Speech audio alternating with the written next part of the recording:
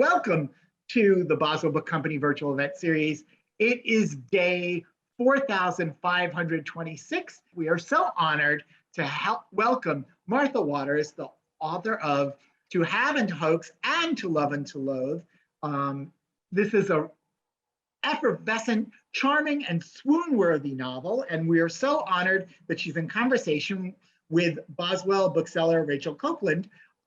It's the perfect pairing, as Copeland has quickly become the queen of romance in the store, and we're hoping that we'll be able to do more coming up. The next book in the series is To Marry and to Meddle, and she is Martha Waters is a graduate of University of North Carolina, Chapel Hill, and she is also a librarian by day, recently relocated to Maine.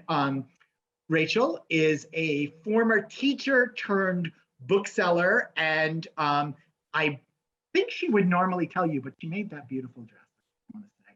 So welcome to Bookstore Romance Day, 2 days late. Thank you so much for joining us, Martha and Rachel. We're thrilled to have, well, I see Rachel every day, but I'm still thrilled to have her. So thank you all. Give them a virtual hand. Hello. Thank you so much, Daniel, and thank you so much, Martha, for doing this event. I know we chatted before the recording started, but it really is like nice because you're my first choice, and I didn't know who else to ask after this. So I just feel very honored. So thank you so much for inviting me. Yeah, of course. And it's funny because I read To Love and to Loathe first. One of our adult book buyer, Jason, gave me the galley of it because he knows that I like to read them. And yeah, and then I found out that there was a first one in the series and I was so mad because it's like, why didn't I know this already? But that's great because now there's 2 to read and a 3rd one on the way. You're not alone in reading the second one first either. Like, I think because the first one came out April 7th, 2020, so it was peak. That's why we're all convinced we're about to die. More important things going on in the world than book releases. So I think a lot of people might have missed it. So I've had so many people like message me being like, I didn't realize there was a first one. I just went and read that one now too. And I was like, good, I'm glad that you were able to enjoy the second one without having read the first one, because that is kind of the goal with romance novels. So glad that's interesting for people. Yes, and that's kind of a unique feature, I feel like, of romance novels is I can't really think of another genre where you can kind of just jump into the second or maybe even 3rd or 4th book in a series without really having read the previous books. You can do it sometimes. Is that something? Like, I feel like you can do it sometimes in mysteries, but it's less satisfying because like in mysteries, usually it's like if it's like a long running series, you've had the same like detective for the entire series. Yes. So there's backstory there. Whereas with romance, I think the fact that you have a different hero and heroine or different main characters, like from book to book, means that I think it makes it like the genre, maybe it's the easiest to kind of like pop in and out at weird points during a series. But I will say, I always tell people like, oh, you can read my books out of order. It doesn't matter, but I'm kind of a purist about it. So like if someone recommends a book to me and I'm like, oh, I'm going to go read that. Sounds like right up my alley. And then I realize it's like 5th in a series. I'm like, well, I guess I'm going to go read the first 4 books before I read this one. Absolutely. I mean, it's one of those things where you would want to like just stop and go back to the beginning, because you don't get the same progression either way. I definitely felt the sort of lack of understanding of Violet and Audley, who actually, I would say, I'll go on record, I think I love their relationship so much just because it was making me laugh as I was rereading it just now.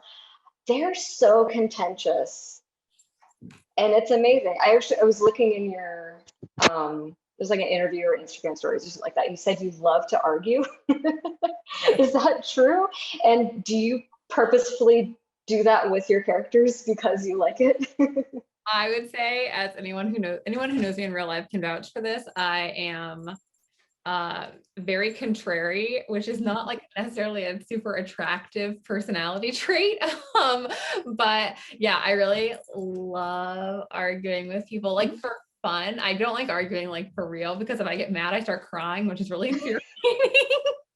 Because no one takes me seriously. It's like, I'm really mad at you, but I'm crying. But no, I love like low stakes arguing, which I think is what drew me to like the romance genre in general, because it lends itself. Oh my God, sorry, my cat is like actually like has like the 8 o'clock zoomies. I don't know what's happening. What led me to romance is that there's so much like bickering and bantering between the main characters, and I really love to write that, and it basically just lets me pretend that I always have the right thing to say, like in the moment. Like I let my characters have all the like witty responses that I wish I could think of in the moment. So it's very satisfying to write. Oh, I bet. Then you can like, think on it for a bit and be like, and another thing, and then put that in. They can be as clever as possible. Exactly. And either way you get to win too, because whichever character wins the argument, you wrote them. I am both of them. Yeah. And I think that's great, because I actually, one of the things I always look for in a romance novel is banter. If it doesn't have good banter, there's no point in reading it to me. Feel the same way. That's what drew me to romance in the first place, for sure, with reading Julia Quinn books and being like, wow, this has amazing banter. I want to read 5,000 more books in this genre. Yes, I would say Julia Quinn probably formed my perception of what romance novels should be. When did you read, sorry, sidetracking, but when did you read the Bridgerton series? Because I think I read them when I was like 16. So I didn't come to romance until I was in my 20s. It was when I was in library school, and I took a popular materials class where we had to like read a different genre each week. And the week we did romance, I picked a Julia Quinn book. It wasn't one of the Bridgerton ones. It was one of her Bevelstoke trilogy, which is actually my favorite non-Bridgerton series of all of her series. So I read those and I was like, wow, this is really, really funny and charming and has great banter. And then from there, I went and immediately read all the Bridgertons. And at that point, I was like, this is the best series I've ever read in my entire life. And then I was hooked and became a weird Bridgerton evangelist, and have convinced the number of people in my life I've convinced to read the Bridgertons is like disturbingly high, honestly. Like I should be getting commission. And then prior to the show?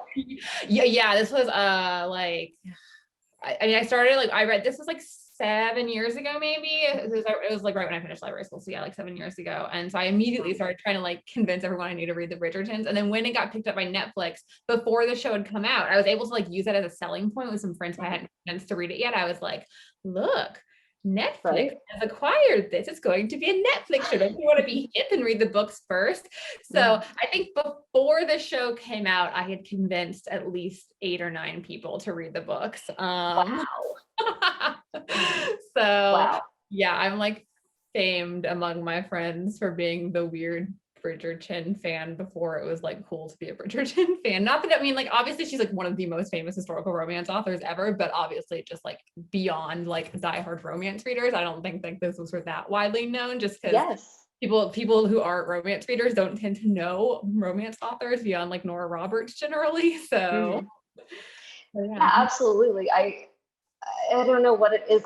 That's another question I was going to ask you too.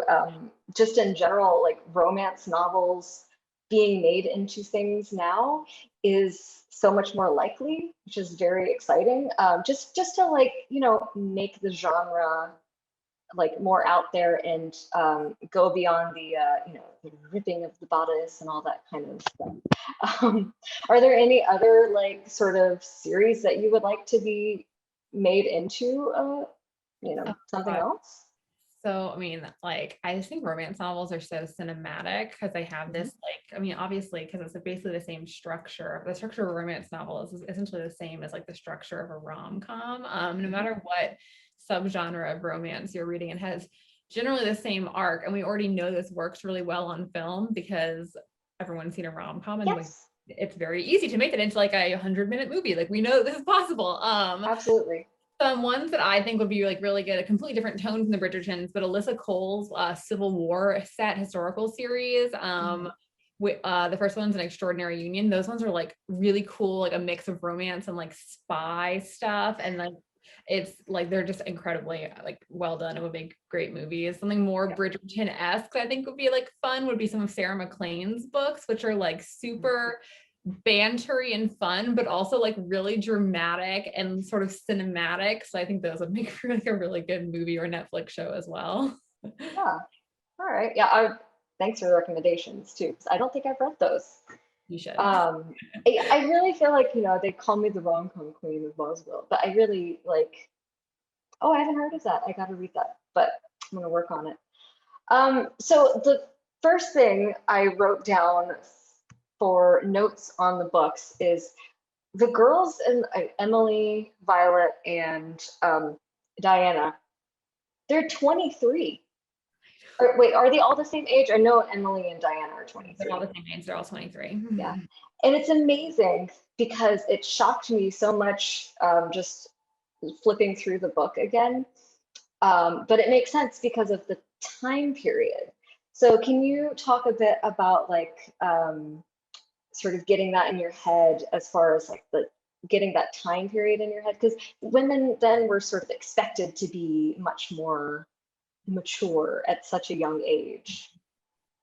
Yeah, and when I first started reading romance, I read a lot of historicals where the heroine was, in like her first London season. So she was maybe like 18 or 19. And I didn't really think too much of it at the time because I was, maybe 24, 25 at the time. And I was like, well, that's not that much younger than me. But as I've gotten, like, once I got into my late 20s and now in my early 30s, I'm like, I really don't, I don't want to write an 18-year-old heroine.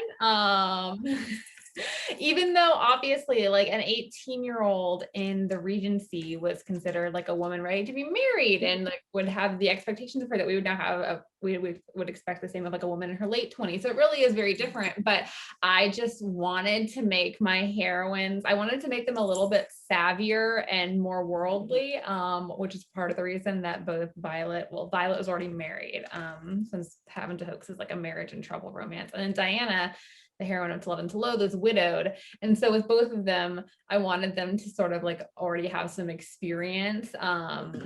And then Emily, who's the heroine of the third book that is coming out next year, To Marry and to Meddle, she's sort of like the innocent one of the group, even though she's also 23 because she hasn't been married. And so there's this very like stark line between Violet and Diana on this side and Emily on the other in terms of like what they know of the world, kind of, just sort of in a fun dynamic to play with. But yeah, I was like, I don't know if I can convincingly write an 18-year-old who's been in the schoolroom and is now like making her curtsy before the queen for the first time. Like that is just, I don't know if I could write the kind of heroine I wanted to write and have her be that young and innocent. So I just decided not to. Yeah, no, that makes sense. I think it's brilliant. I read somewhere that you had like specifically wanted them to not be virgins because it's awkward. Like it's just not. But you did describe Emily in, oh shoot, I forget which book, but in one of the books as terribly virginal, which is hilarious. Was that a challenge for you? Just no spoilers, but writing her book?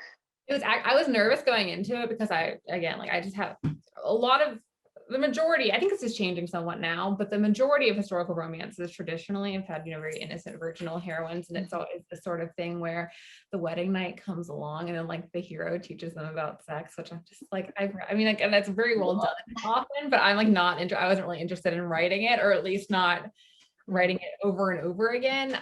So when it came time to write Emily's book, her book is a marriage of convenience. So she gets married right at the beginning of the book.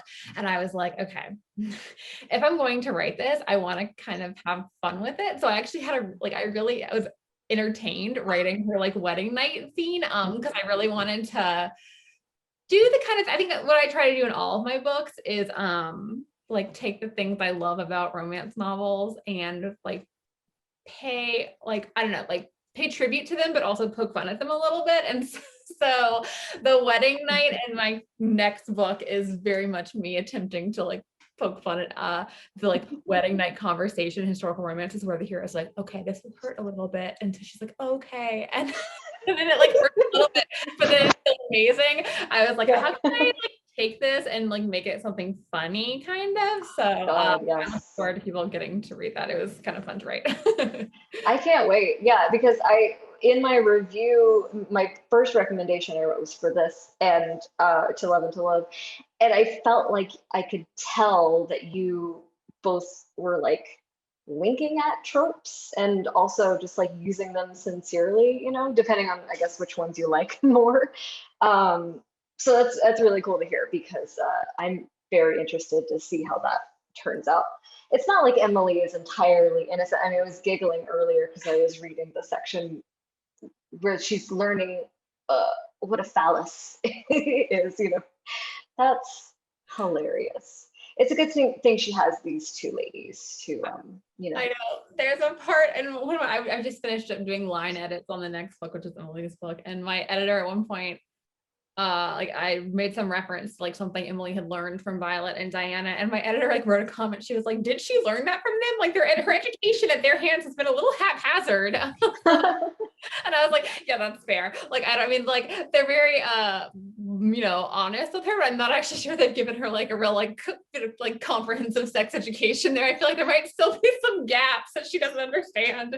Yeah, absolutely, and that's a common trope, I think, in a lot of romance novels too, that sort of like, well, you know, you'll find out on your night. That reminds me of Francesca's book in the Bridgerton series because of how her how she and Eloise sort of, they're like, oh, we already asked the maids about that, which is good. Like, and it's so, I don't know, Francesca's book is my favorite Bridgerton book because like comparing it, like she's a widow, it's like a second marriage for her. It's also like the steamiest one by far, and I think the most romantic, it's like the most romantic in my opinion. It's a little bit angsty, but I just love it. But comparing it to like the first Bridgerton book, which is with the like eldest Bridgerton daughter, as everyone now knows because they've watched Bridgerton. Like Daphne knew like nothing, and her mom tried to like give her a sex talk, and it was like she had no idea what was happening, which the entire plot of that book is basically predicated on the idea that she didn't know how sex worked. But like when you get later in the series and you get to Francesca's book, it's like, oh yeah, she A is a widow and B she like bribed a maid like years ago. So like she really like she knows what she's doing, and I found it very refreshing to read. I'm like, more of this in historical romance, please. So it's like I really love books about widows. Like I'm a big fan. Yes, those are good. I enjoy anything that's like you know, let's just not do the virgin trope and whatnot. I also really enjoy that when men like Jeremy are not the greatest in bed immediately. I probably count on one hand the number of books where it's not like amazing the first time, even though she's a virgin. That doesn't make any sense to me. Yeah, when I sat down to start writing the book, I already kind of had an idea of like what the book was going to be about, just because there's a scene at the very beginning of To Love and to Loathe where Diana and Jeremy make a bet that he'll be married in a year, and that scene is actually in To Have and to Hoax as well. And so when I wrote it in To Have and to Hoax, I already knew as I was writing the book that I thought I wanted to write a book for them. But when I got to that scene, I was like, oh, this is what their book is going to be about. But then when I sat down to start writing the book, I was like, I need something else. Like, what else is their book about beyond just this bet? Like, I need more of a hook than that. And so that's where I got I just was sort of thinking about things I loved in romance novels and things that I'd read 5,000 times in romance novels. And I started thinking, like, what if he'd gotten some, you know, unflattering feedback in the bedroom, which is what leads to him and Diana sort of having this like no strings attached affair which is what kind of starts the main action of the book. Because my thinking was like, what are the odds that this Marquis, who's one of like the wealthiest and most powerful men in the entire country, like what are the odds that any woman he's ever slept with is actually going to like, most of whom probably were like mistresses that he's like, you know, set up in some nice house and is like giving jewelry to.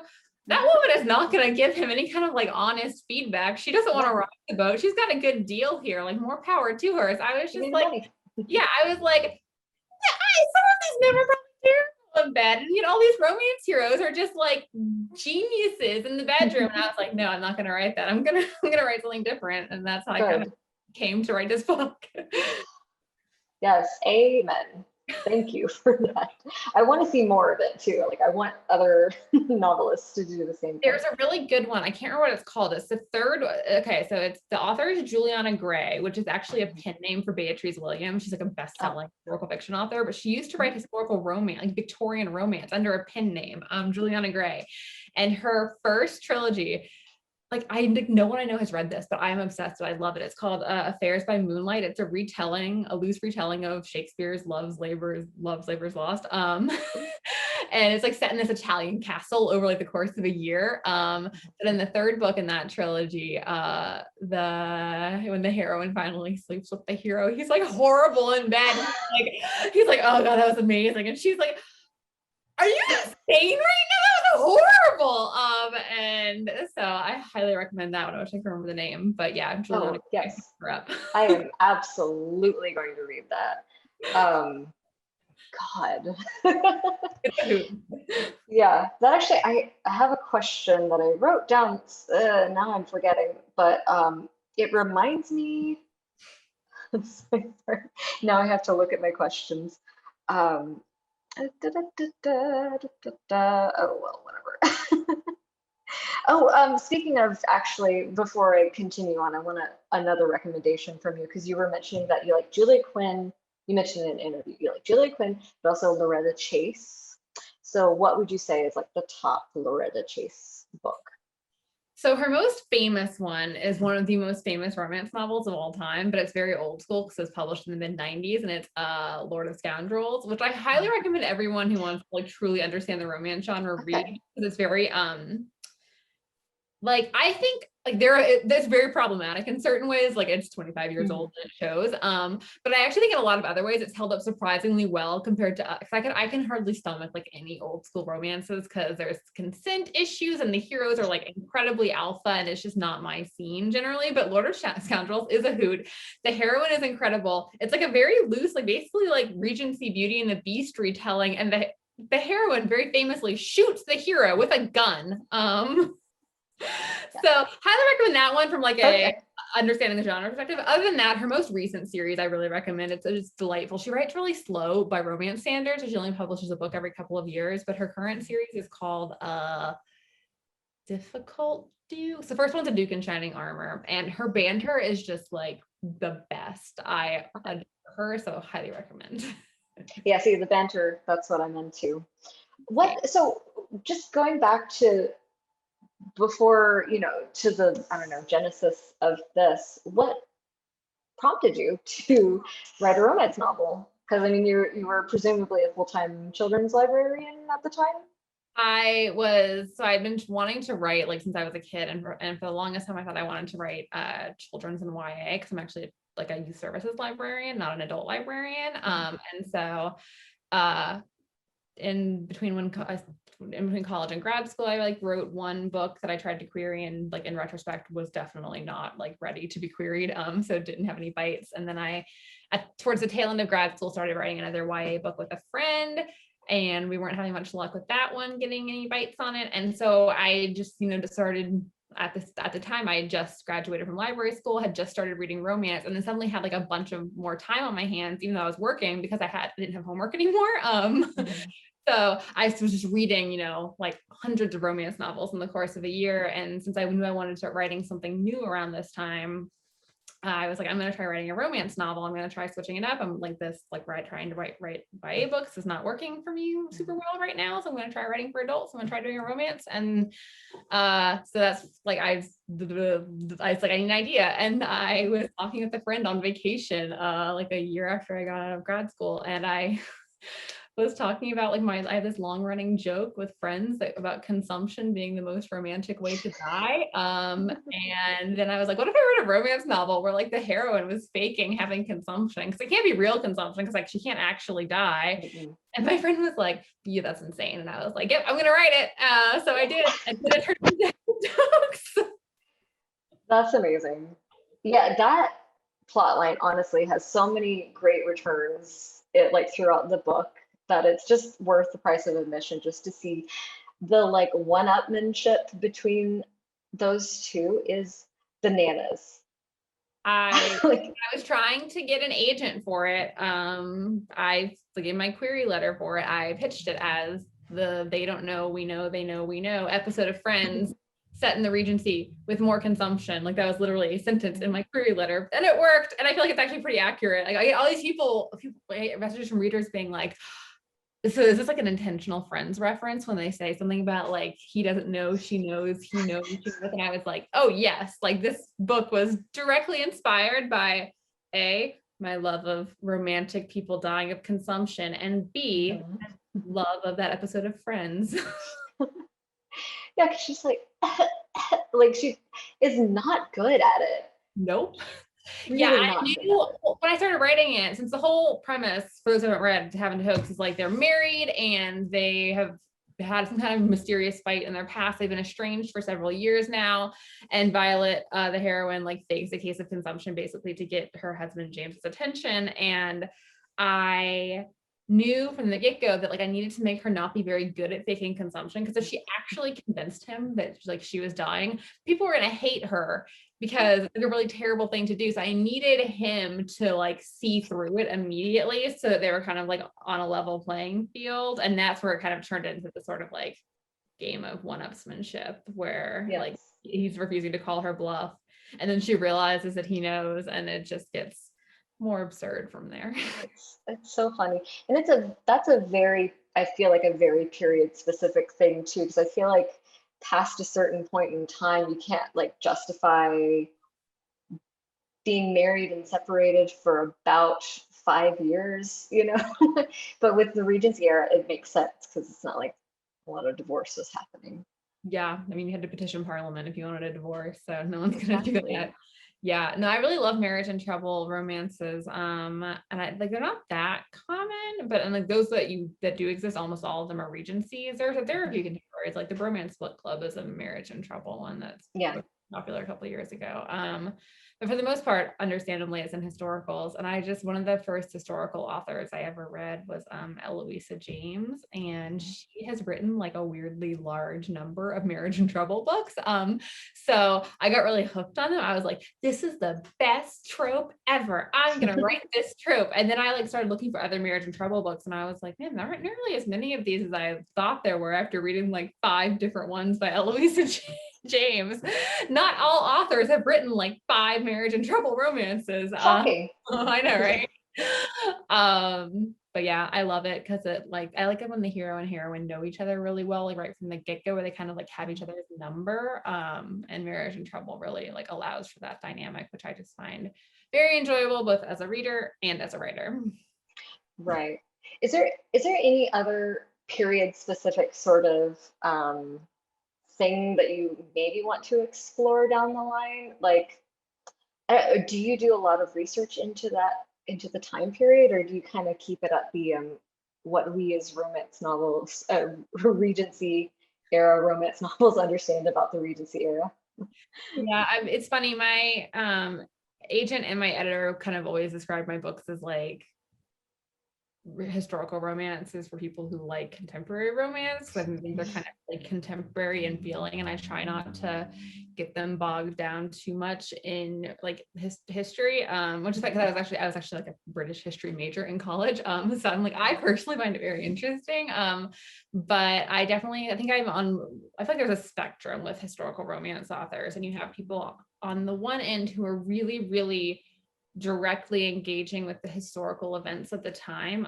Evie Dunmore, who wrote Bringing Down the Duke, is an example of an author who does a crazy amount of research. I know because I talked to her about it, and whose books are just really, the heroes and heroines of her books are very much like in the historical moment, like engaging with the politics and the current affairs of the day.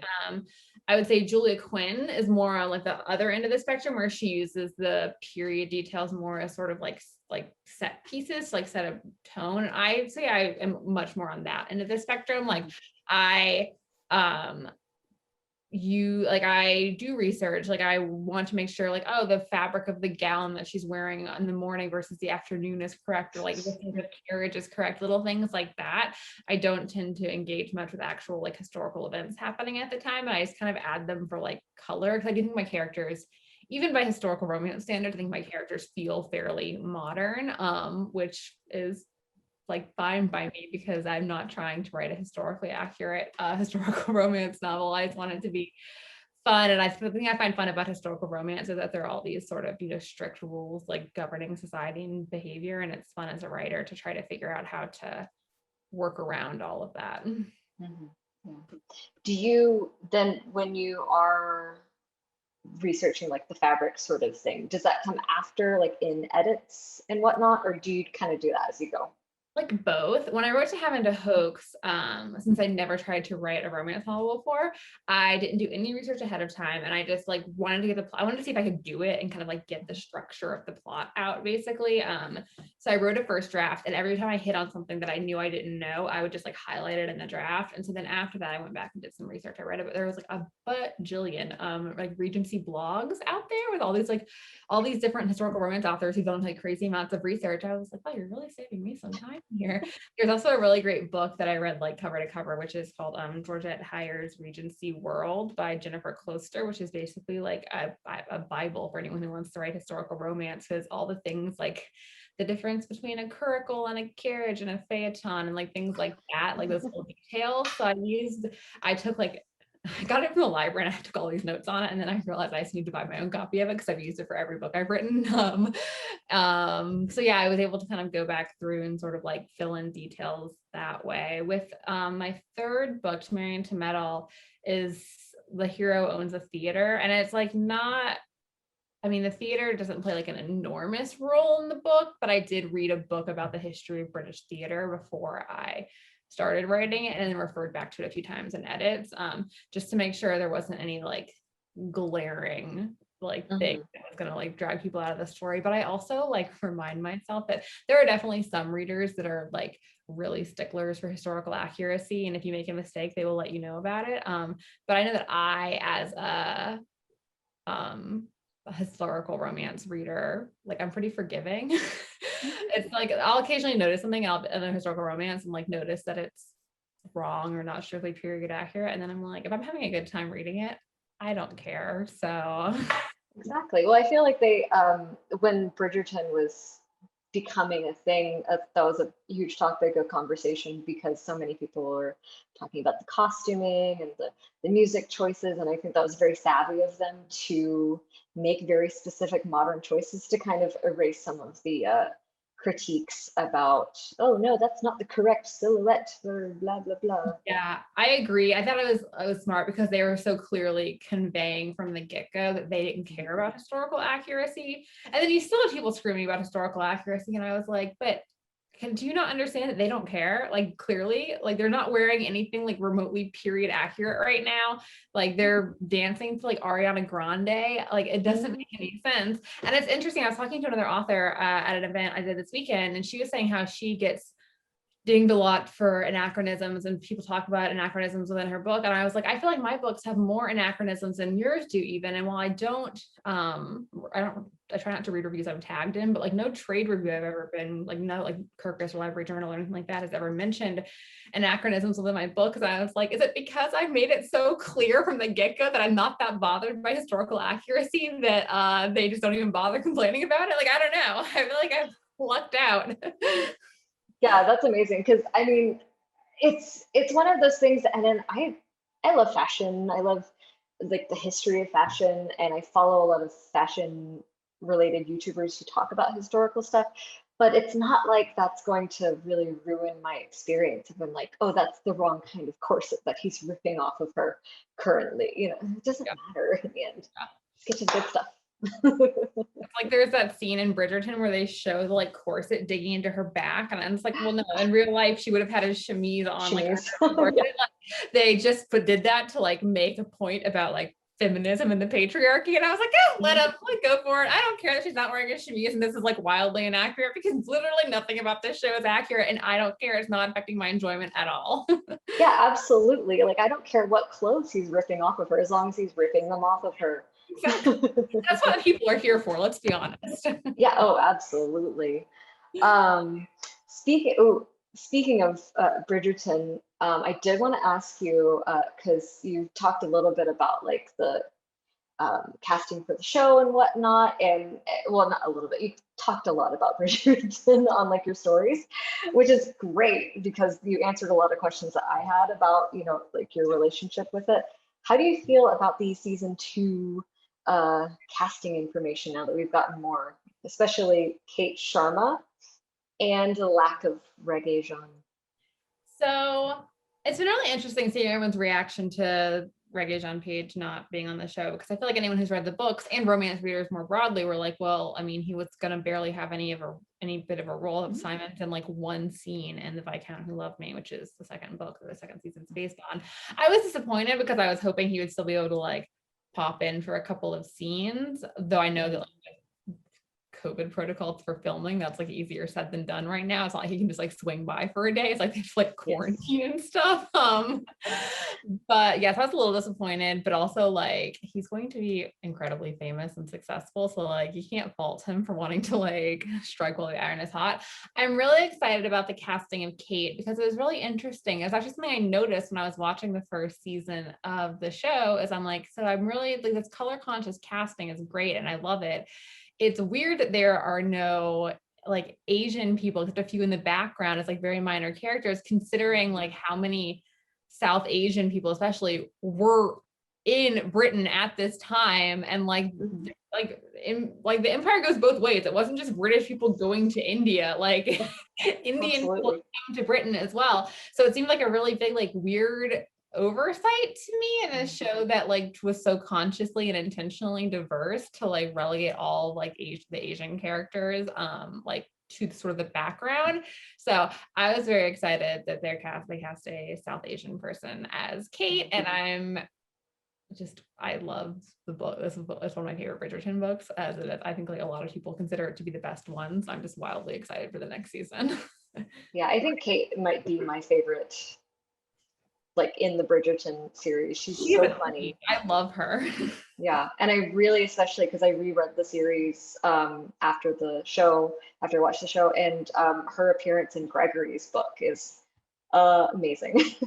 Yeah, I reread them all right before the show came out last year, and I really like, I knew I liked Anthony and Kate's book, but I think every time I've reread the series, I've liked it more and more, and it's now probably my favorite, like my second favorite after Francesca's book, because it's just like, and I think it maybe is like objectively maybe the best one, just like from a pure like romance novel gold point of view. Like it is hilarious and it is over the top, and it's just going to be really fun television, I think. Oh yeah, absolutely. And again, back to the arguing thing, like those two are just so good. I just can't wait. They're gonna fight for like the entire season. I'm so excited. Yes, and it will be lovely to see him get, her actually just telling him off finally, because he deserved it, especially in the first season. They made him pretty insufferable on the show, like more than he is in the book, I think, for plot reasons that I understand, but it's gonna be like wildly satisfying to see him get taken down a peg or two. Or yeah, three. they really had to flesh out the story on that, which makes sense. If they did your books as anything, would you want to be involved in the like process of fleshing that out, or would you rather not? I guess it depends. Yeah, I feel like I would love, my books have not been optioned or anything, so this is kind of like a pipe dream, but I feel like I would love ideally to be like a consultant so they could kind of like run ideas past me. But like, here's the thing. I don't know anything about screenwriting. Like, I don't know anything about making it like a Netflix show. So I would be like, do whatever you think is best. I have no idea about any of this. But I do think that my books would lend themselves well to a Netflix show, because I feel like what they had to do with the first season of Bridgerton is flesh out the secondary characters, because they kind of weren't in that book as much, which is like common for romance novels where the main couple really dominates, and for like an 8-hour-long episode of TV, like you need more subplots. So that's what they kind of did, is brought forward Anthony a bit to try to set him up for his season.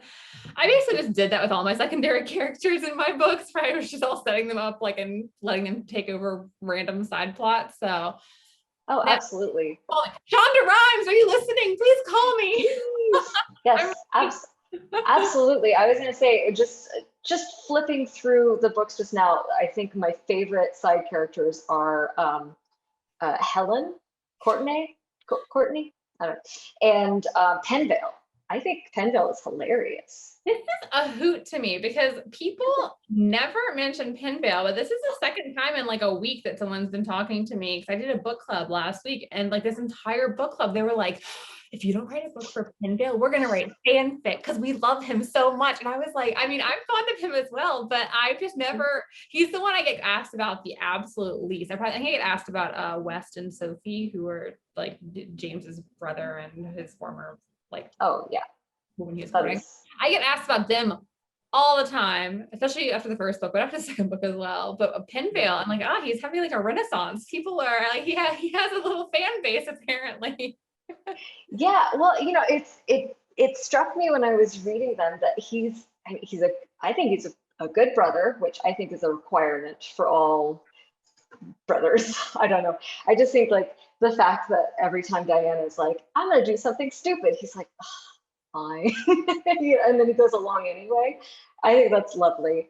I don't know, he just seems like quietly sort of sarcastic and funny. I like him a lot. It's funny writing To Love and to Loathe. I didn't think of it, and like I always forget that this is one of the tropes at play, because it like didn't really like I didn't think about it a lot when I was writing, but it is a brother's best friend trope, which is a very popular trope in romance. And it's just funny because I almost never describe it as such, even though that is absolutely what it is.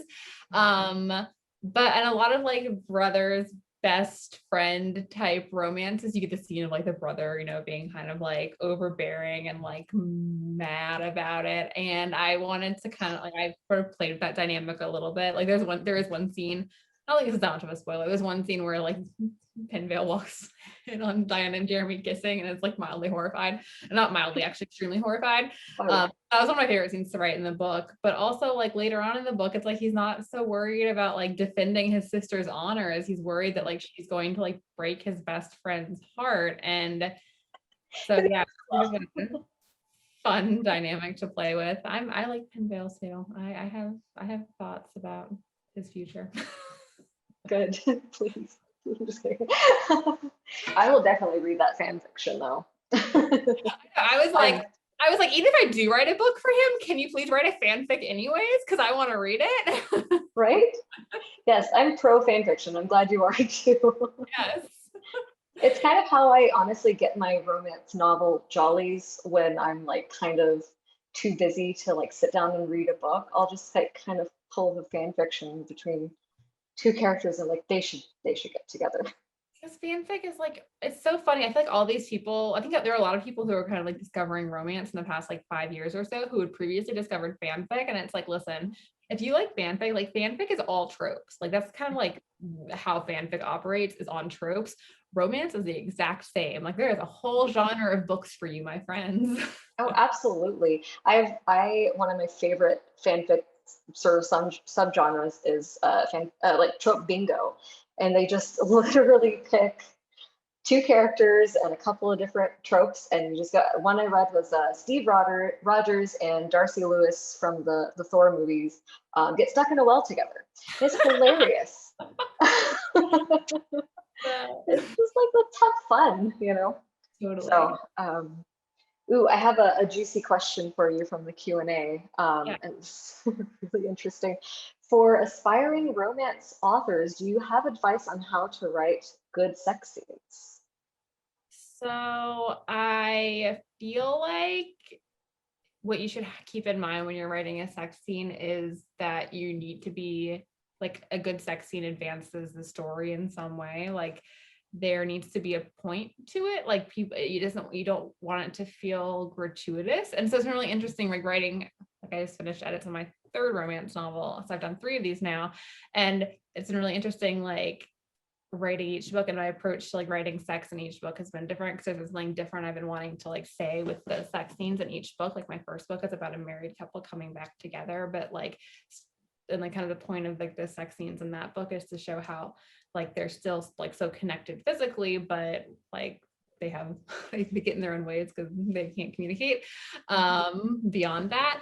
Versus like the second book is all about sort of my heroine schooling the hero on being a good lover, and then my third book is very much like a girl's education and like she's very innocent and being married and stuff. So you have to think about like what function you want the sex scene to serve, like what we're going to learn about your characters. I think there's some romance author, maybe it's Lisa Kleypas, maybe it's someone else who has this really good advice that like a sex scene should solve a problem, but then also create a new problem at the same time. And that's how you know it's sort of like served its purpose within the plot, sort of. So yeah, and I think, you know, different authors have different approaches in terms of like how detailed they want it to be. Some are very, like some authors obviously just write sort of closed door romantic, some write sort of like fade to black sex scenes. Like mine are kind of in the middle, like not super graphic, but definitely not like fade to black either. So I think just different authors have like different levels of comfort with that, and also just like how important they feel it is to like their specific book.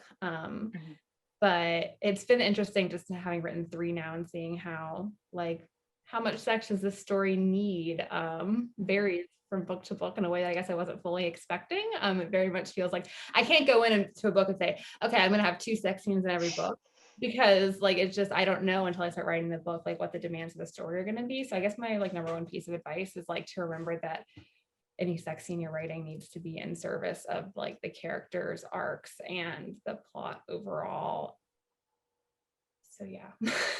So you're saying you don't just have like a hot sex scene that you want to write and then you just build the story around that? That's crazy. I mean, and you know, obviously like different authors, like I read a romance novel recently that I think had 9 separate sex scenes in it, and I was like, holy moly, like I feel dehydrated.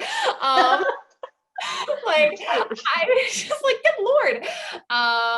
But it worked in that book. I was like, I feel tired just even having to write that many sex scenes, but like more power to you. Yeah, absolutely. And thank you, Claudia Ross, for that question, by the way. Yeah, and I feel like on the topic of like non-gratuitous sex scenes, I feel like there are books that do that just because it feels like expected. And I won't name names mostly because I can't remember because it was so long ago, but I remember specifically there was a fantasy series that I was reading where it just was like, and now here's another sex scene. And, you know, despite what non-romance novel readers think, that's not actually the goal of a romance novel, which I think is interesting. Have you had to explain to non-romance novel people the, I don't know, value or the, I don't know, the appeal of romance novels? No, it's actually been really interesting is that a lot of my friends have become romance readers in the past few years. A few of them like before my books came out, and then a couple of others like read my books and then were like, hey, I really enjoy this. It's also been funny because a few like my friends' husbands have read their first romance novels now because they've read my books, and they have so many questions. It is hilarious. They're like, what does this word mean? What does this word mean? What is this? I was like, guys, Google, it's fine. Like just Google things, like the internet exists. But it's been, I think the most interesting thing for me has been people I know in real life who have not read many romance novels are like, wow, these are like really steamy. And I'm like, I wish I could introduce you to some other romance novels because this is pretty like middle of the road by like genre standards. They're just like, whoo, there are 2 sex scenes in this book. Oh my gosh. And I was like, oh, you sweet, innocent little flower. Like, I'm a child. the things I could introduce you to. Yeah, absolutely. It goes wild sometimes. Yeah, yours are great though because it's always rooted in like a comedy. Not that the romance, the sex scenes are funny, but like there's always that element of like, I don't know, we're having fun, which is great. My goal for like when like different authors like write different like, you know, tones for their books, but my goal always is just for my books to feel fun. Like they're not heavy. I don't do angst. I can't handle it. They're like, my goal is just to make you laugh and to make you have fun. And so I want like every scene in the book, except for maybe like, you know, one dark moment at the end. Actually several people told me they cried at the end of To Love and to Loathe, and I was like, that sincerely was not my intention because I don't do that. I mean, they cry at. They cried at the last scene, the like Aw, grand gesture on Jeremy's part. I was just like, holy bless. moly. That was not I mean, it's supposed to be romantic, but like, good Lord. Mhm. But thank you. But yeah. So including the sex scenes, I'm like, I want you to like maybe giggle and like have fun with this. That's how I view my like, I mean, like author brand is one of those like terms I kind of struggle with. I'm like, that's not a brand. Like, why do we have to call everything a brand? But for lack of a better word, I just like that's my author brand is like, I hope you're giggling like throughout this entire book and just having fun. It should be like a vacation. That's the goal. And that's a great policy. It's better than the alternative too. Yeah, I don't think I would want to make people cry either. Although I do love those romance novels that are like, I think my favorite sort of subgenre is the like he's come back from war and he's like missing a leg or whatever. I love those. I think they're great. It's like, oh, don't look at me. I'm too disfigured. It's like you just don't have He's legs. always disfigured on one half of his face. Aesthetically pleasing. And he's like beautiful and handsome still. And then he turns and it's like, oh no, he's a monster, but one half of his face is still intact. It's so bad, but I love it. You know he's hot, but also he's angsty and wounded and suffering at the same time. He's seen things. I love it. I love it. I've read 5,000 books like that and I greatly enjoy it. I specifically seek them out. I'm like, war hero, disfigured romance novel. If you want angst, okay, so I have never read her romances because she's like my break glass in case of emergency author, like someone who's like books I know I will love because I've read her other non-romance books and loved them. But Sherry Thomas's historical romances are apparently incredibly angsty. I really love her Lady Sherlock mystery series and also her YA fantasy series. So that's how I came to her books and I'm obsessed with her. But I still haven't read any of her historical romance, which is how she got her start. Because I'm like, I just don't want it to be over. Like, I know I will love them. I want to save them as like a treat, but apparently they are like incredibly angsty. So if you just want to like read a romance novel and cry, Sherry Thomas, I have been told on good authority by many people, like that's your girl. That's, when you're in the right mood, that's the absolute perfect thing to read. Yeah. Not all the time, but definitely that's great. Are that you mentioned that you were writing a YA novel at some point. So do you read like a lot, like a good amount of YA? I used to read more than I do now. I still try to read like a fair amount just for like professional reasons, for like my day job as a librarian, so I can recommend stuff. I definitely don't read I read a lot more adult fiction now than I used to, like with romance and like mysteries and just like other stuff too.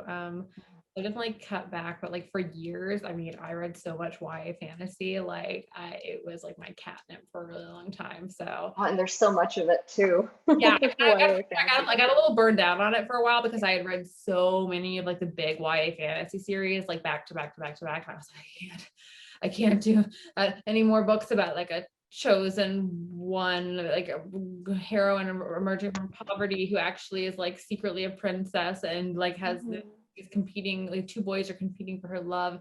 I mean, I've read so many books like that and I love them, but I got a little burned out after a while. But I definitely still read a fair amount of YA. I actually just read like yesterday The Inheritance Games by Jennifer Lynn Barnes, which was a bestseller last year. And it's like, I would describe it as like the Westing Game meets Maureen Johnson's Truly Devious series. It is like a twisty mystery. It is wildly fun. It's like the most fun I've had reading all summer, I think.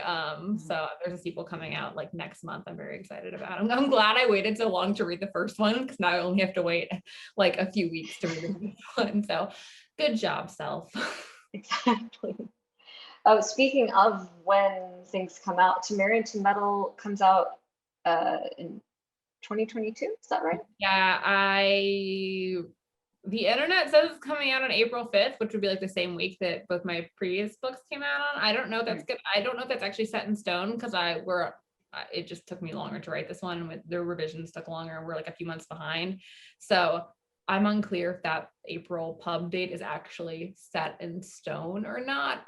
It will definitely be out sometime next year. I've finished line edits on it, like it's in production, it's off the copy editor. So it is happening. I'm excited. Yes. marriage of convenience, and there's a kitten, and yeah, it was hard to write, but it's been fun to edit. Yeah, I'm really curious for this one because just like looking through the other two books, looking at Belfry, he's a unique character that I totally forgot that he was involved in the whole fake consumption subplot until I reread it and I was like, oh my God, this is gonna be fun. I really like his and Emily's dynamic, so hopefully readers will as well. Yeah, absolutely. Well, this has been amazing. Thank you so much for doing this. Like I said, you know, I already said it's before, but It's been this nice. is, Thank you so much for inviting me. yeah, absolutely. I would say your second book, To Love and to Loathe, really kind of like revived my interest in reading because for a while there, I was just kind of existing as a full-time bookseller during COVID. You know, there was a lot of down moments, and then I was like, oh no, we can have fun again. We can enjoy life. And since then, I've kind of like really dove into the romance novel world again because it's like comfort food in a way, you know. And I feel like every summer I would go back to reading romance novels like between school and stuff like that because they're just nice. So Never been a better time than the past 18 months. oh, absolutely, yeah. So it's a wonderful time to just, you know, delve into the world of romance novels, and we thank you so much for being a part of that as well. Yeah, so I think I'm going to go ahead and just conclude because I can't think of any other sort of way to end this. If you can say the parting words, that would be amazing. Well, thank you so much to everybody who stopped by, and we would not have a bookstore without you. Thank you so much, Martha. Thank you guys. Thank you. Bye.